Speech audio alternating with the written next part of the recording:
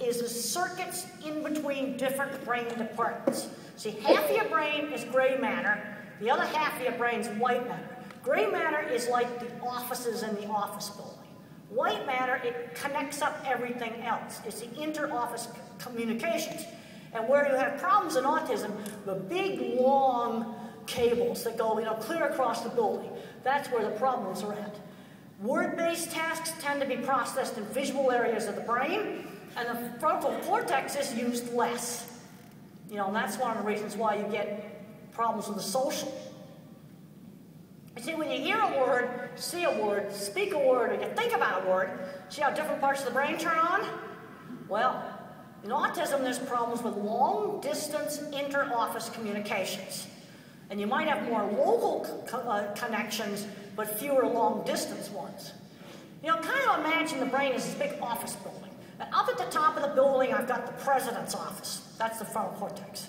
Then verbal language, that's division vice presidents. Then underneath that, I got the good geek stuff. Stuff for art and music. And we certainly saw some really great art tonight. And some really great music tonight. You ought to try to go professional on music. And that's the good geek stuff.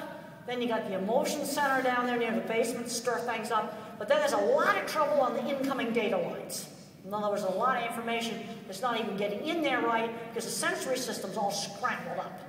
And again, these things are very variable. Now this is sort of a route map of the inter-office communications in the brain. It's sort of like an airline map. Now down in the United States, it doesn't work quite as well in Canada as it does in the United States, but in the United States, over here's the East Coast. That's the frontal cortex. In the middle there, you got Chicago. And then out here in the West, you got Silicon Valley. Now what tends to happen is you cancel flights on the East Coast, and then we cancel quite a few flights to Chicago. Well, one of the problems when we cancel those flights to Chicago is you lose top-down control on the amygdala. The amygdala is the fear center. In the middle there, that's the brain's fear center. And you lose some of those frontal cortex circuits, the brain has problems with controlling emotion. But then you might be adding circuits out in Silicon Valley. That probably accounts for like the brilliant computer programmer that's got Asperger's. I mean, half of Silicon Valley's got some Asperger's.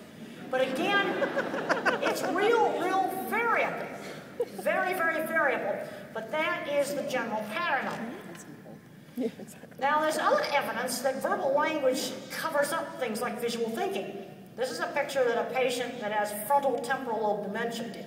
In other words, you start destroying the language parts of the brain, and then some art talent came out. Now, in some kids on the spectrum, around age 9 or so, you might start to see some, really good talent areas, like perspective drawing, around 3rd or 4th grade. We got to build on the area of strength. Like if the kid's fixated on airplanes, let's read with airplanes. Let's do math with airplanes. Let's write about it and do an English assignment with airplanes, but broaden it out. And the way you broaden it out is you want to have an associative hook back to airplanes. All right, now let's really broaden it out. Let's study some places where the airplane goes. Okay, airplanes can go everywhere, all different kinds of places. Okay, let's say that the kid likes dinosaurs. Well, you know what? I can get the city of Denver airport associated with dinosaurs because they had an exhibit there that said Denver Airport, millions of years ago. And when they were building the airport, they found some fern fossils and dinosaur stuff in the Denver Airport grounds when they were building it. So that's how I can associate dinosaurs with the Denver Airport. So I just want to try to get you to think about ways that you can tap into the motivation of the fixation.